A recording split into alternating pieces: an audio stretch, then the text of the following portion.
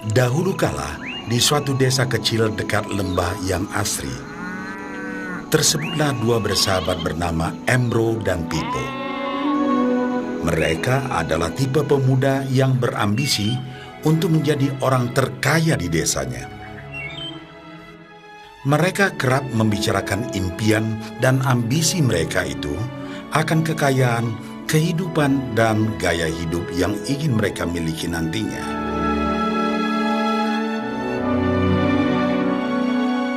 Mereka tidak takut untuk bekerja keras, hanya saja mereka masih belum mendapatkan kesempatan untuk dapat mewujudkan cita-cita mereka. Tanpa putus asa, mereka terus mencari dan mencoba gagasan-gagasan baru untuk mendapatkan kesempatan tersebut.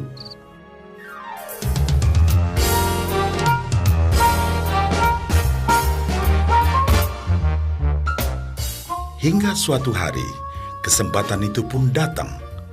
Desa mereka membutuhkan lebih banyak air.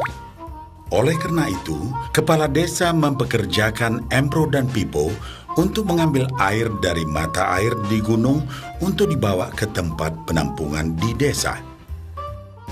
Mereka akan dibayar sesuai dengan banyaknya air yang dapat mereka bawa. Maka mereka berdua pun menyambut dengan baik kesempatan ini. Embro dan Pipo pun segera melaksanakan pekerjaan tersebut dengan bersemangat. Setiap hari, sejak pagi hingga sore, mereka bergegas menuju mata air dengan membawa ember masing-masing. Mereka bekerja keras untuk membawa air sebanyak mungkin ke tempat penampungan air di desa.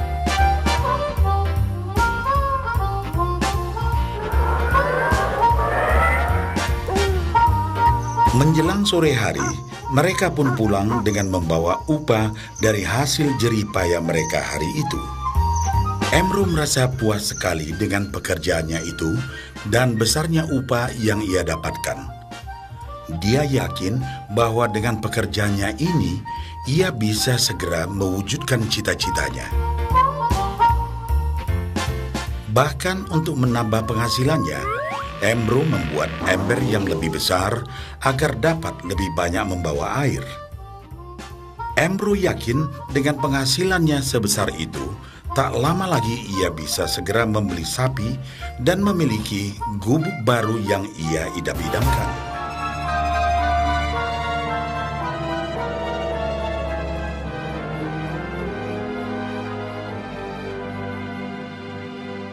Lain halnya dengan Pipo. Dia merasa tidak nyaman dengan cara yang mereka lakukan itu.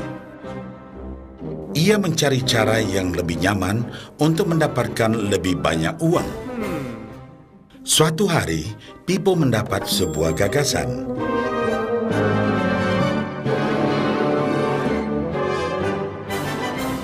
Ia berniat membangun sebuah saluran pipa yang akan mengalirkan air dari mata air langsung ke tempat penampungan air di desa. Dengan saluran pipa tersebut, ia akan mendapat lebih banyak air tanpa perlu lagi membawa ember ke mata air. Ia sangat antusias dengan gagasannya ini.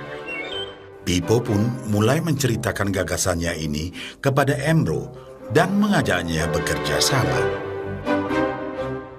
Tetapi Embro tidak sependapat. Ia bahkan mentertawakan gagasan Pipo tersebut karena merasa dirinya mampu mendapatkan lebih banyak uang.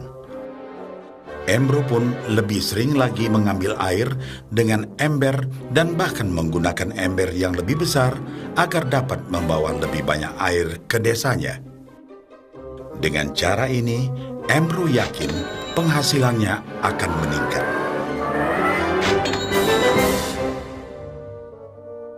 Pipo akhirnya memutuskan untuk mewujudkan sendiri gagasannya itu. Dia mengerti bahwa tidaklah mudah untuk membangun dan menyelesaikan saluran pipa tersebut. Dibutuhkan beberapa tahun untuk bisa menyelesaikan dan menikmati hasilnya. Namun tekadnya telah bulat. Ia pun tetap bekerja mengangkat air dengan ember setiap hari seperti biasa. Tetapi di akhir minggu dan setiap ada waktu luang, Pipo bekerja keras menggali tanah yang banyak berbatu untuk membangun saluran pipanya.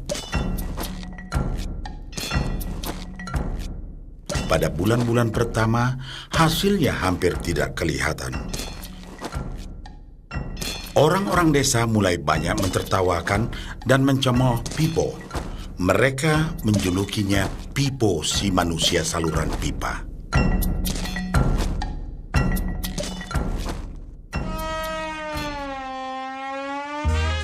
Sementara itu, penghasilan Embro telah meningkat 2 kali lipat.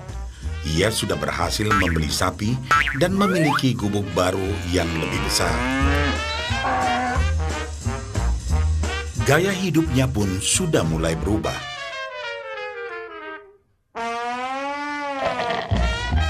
Ia sering menghabiskan waktu sepulang kerja di bar, menikmati hasil jerih payahnya mengangkat ember.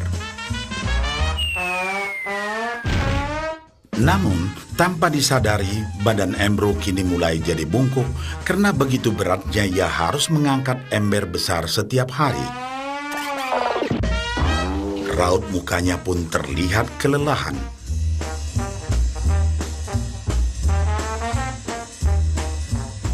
Semakin hari, semakin sedikit air yang dapat dibawanya karena tenaganya berkurang seiring bertambahnya usia.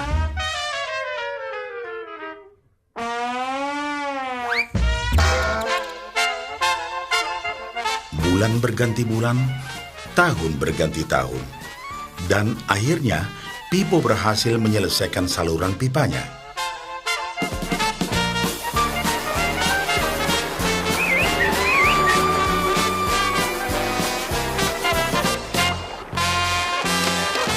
Kini, tanpa perlu bersusah payah mengangkat ember, Pipo akan mendapat lebih banyak uang berkat air yang terus mengalir memenuhi tong-tong air di tempat penampungan.